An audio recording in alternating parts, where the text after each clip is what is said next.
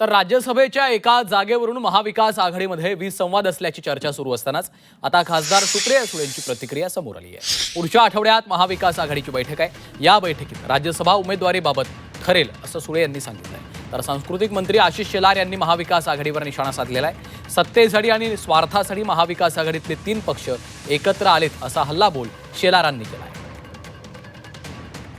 राज्यसभेवर जातील अशी एक चर्चा सुरू आहे, नेमकं काय आहे? मीही तुमच्या चॅनल्सवरती बातमी ऐकली वाचली आहे। महाविकास आघाडीची मीटिंग पुढच्या आठवड्यात आहे, तेव्हा स्पष्टपणे आम्ही तुम्हाला जे काय होईल ते महाविकास आघाडी एकत्र मिळून सांगू। याची पूर्ण माहिती त्या पक्षांची भूमिका समोर आल्यावर घेता येईल।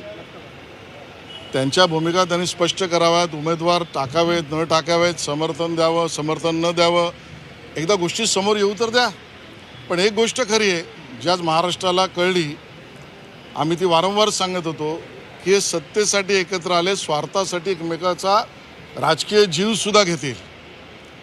हेच आपण सर्व पक्षांचं बघतोय। महाविकास आघाडीतल्या स्वार्थ ज्या वेळेला होता तेव्हा गळ्यात गळे, आणि स्वार्थ स्वतःचा आल्यावर एकमेकाचे गळे पकडणे हा धंदा यांचा सुरू झाला आहे।